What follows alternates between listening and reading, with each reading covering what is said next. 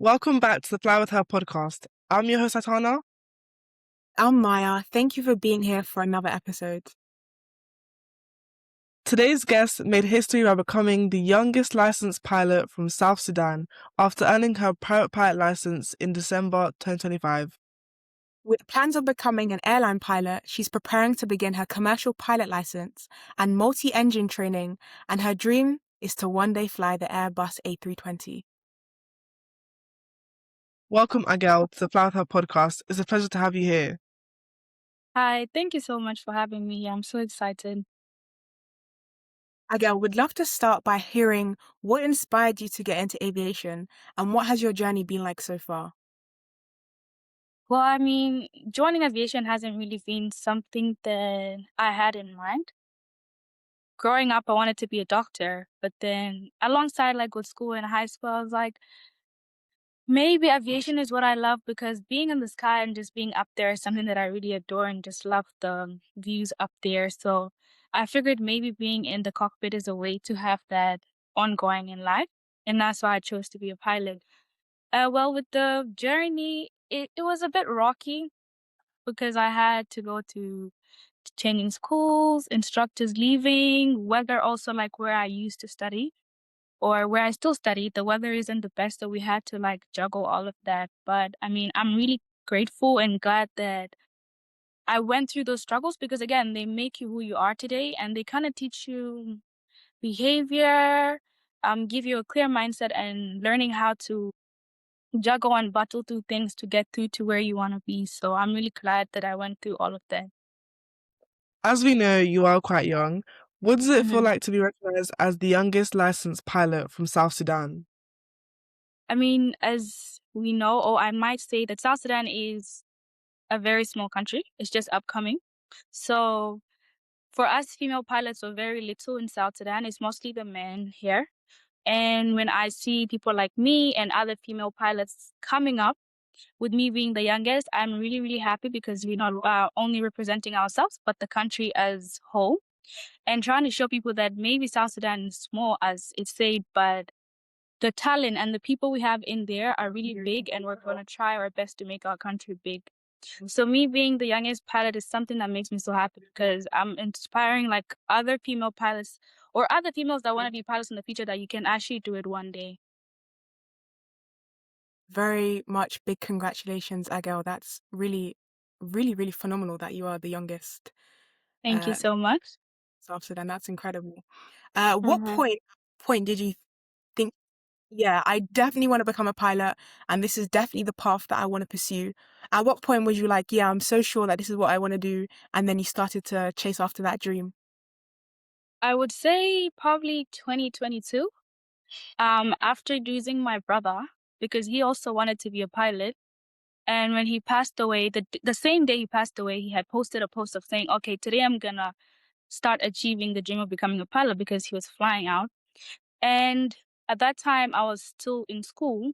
So after that post, it really hit me that, okay, now that he can't do it, it's really my part now to carry the dream that I have of becoming a pilot one day and his dream and making it something big that actually one day I could be like, okay, I did it and I made it for me and him. Sorry to hear that, Agel, and thanks for sharing that with us. It's okay. So, you said that your late brother has been a powerful source of motivation for you. What does it mean to carry his dream with you every time you fly? And were there moments during training when thinking about him helped you keep going?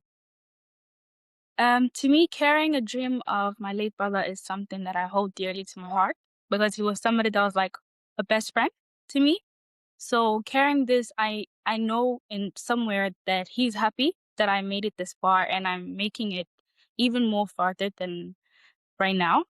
There definitely were moments in school where it was so hard and it got to a point where I was like, it's just time to quit because this is so hard. But knowing the support system I have back home, like my family, my friends, and that he also one day wanted to be a pilot and that I have to do big for me and him keeps motivating me to even push harder and think that, okay, these are small challenges. One day they will get through and I will go through all the challenges that I face. And I did. So yeah, that's the best part.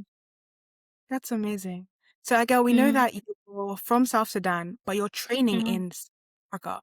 What was the Yes. hardest part of that transition, moving far away from your family and friends and going to pursue becoming a pilot all the way in South Africa? To me, I would say is probably starting to learn how to figure things on your own.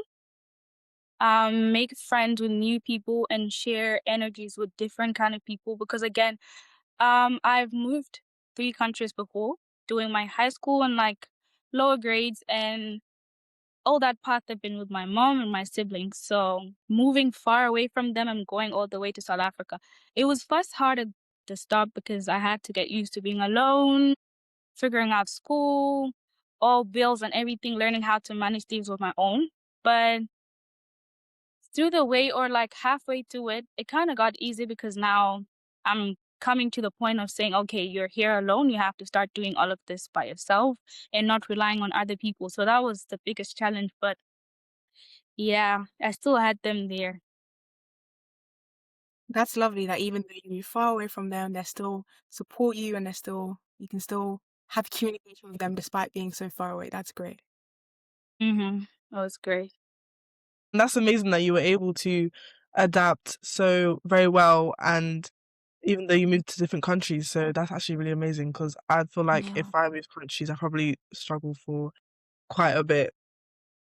Well, Yeah, I I really mean, feel like it was easy for me because I still had them there. Like I could speak to them anytime. And then I also made very nice friends in South Africa. So having those friends around also, it became to a point where you don't really think about what's going on, but more of have fun with the friends you have and also books. Focusing on the books, it wouldn't really give you time to think about everything else. and I can imagine that like traveling far away really does develop your independence. You spoke about like bills before and just navigating all these things by yourself. I can imagine it really does force you to be like mature and independent. So that's Yeah. great. Yeah. It's really, really great that I had to learn these stuff this early because I believe learning stuff early is really going to help you on forward in life. So I'm really glad that I went through all of this because again, it teaches you how to be mature, independent, and also manage life on your own without depending on others. So, Adele, everyone has setbacks in training. What helped you push through even when you had bad flying days or simply when things didn't go to plan? Again, I believe that I moved to South Africa for a reason and I didn't just move there for nothing. Um, Everything that happened, I would always keep in mind that I had a very strong family. With the fact that I mean my dad was also funding my school, I also had in mind that I had people back home that I have to keep proud and make proud. So having in the back of mind that okay, you moved this far for studies, you have to focus, you have to make it. You're the only person they're relying on back home.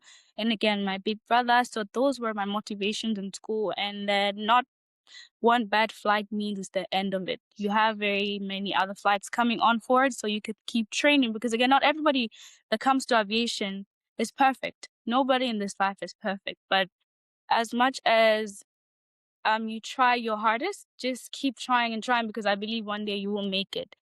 Practice makes perfect. That's so beautiful. And that's great advice. Also, not one bad flight means that it's over. So, again, looking back now, what did the struggles you faced teach you about yourself? What I'll say about myself, before I used to doubt myself. That's something I have so much at school. Not only myself, but I mean, my instructors tell me that you have so much doubt in yourself, but you can really do it. Especially like my final days of like testing for my private pilot license. I was so nervous and doubting myself that will I really make it? Can I really do it? But when I came out of there, everything was so good. My instructor was like, you have so much doubt. So it taught me to believe in myself that I can really do it. If you set your mind to it, you really will do it.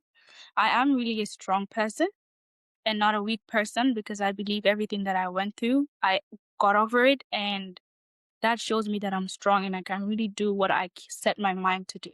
So those are my two biggest things. That is amazing, honestly.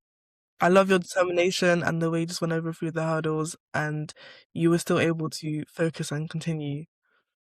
Thank you so And much. this is what I really love about like most of our pilots that we interview, that they're all determined, all of them, every single one, even when the times get tough, it's amazing. So I'm actually really inspired by you as well. Thank you so much. I'm glad that I inspire you too.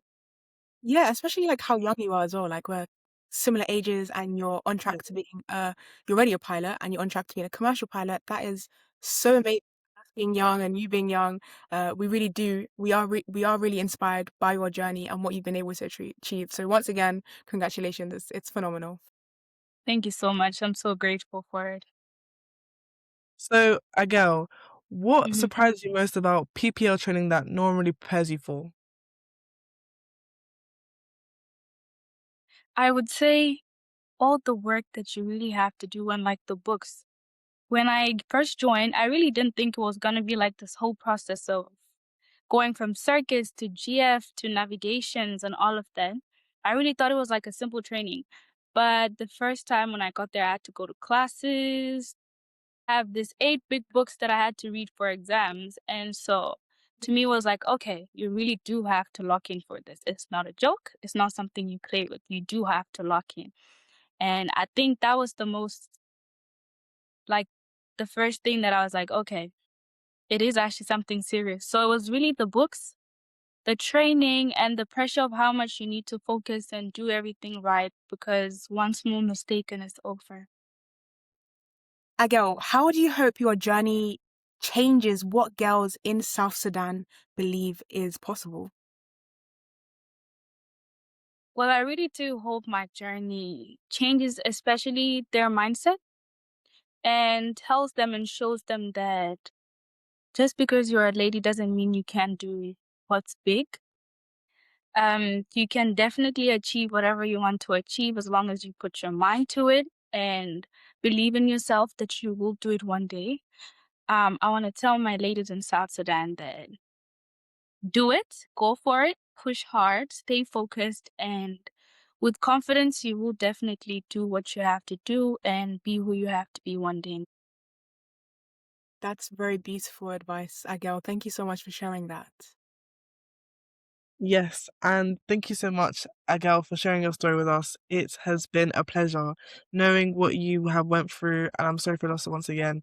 And the fact that you went over that hurdle and you continued and you were like, yes, this is what I have to do. I came here for a reason. I'm not here to waste time. Mhm. It's really good. Yeah. Thank you guys so much for having me here. It was a pleasure, and I'm so glad and happy that I could share my story. Agel, is there anything else that you'd like to share with our audience or anything more that you'd like to say just before we head off? Well, really, is what I said before. Whoever it is, whether it's aviation or not aviation wise, go for it. Believe in yourself. Do not doubt yourself. And know that with God, you can always achieve what you have. Amen. Amen.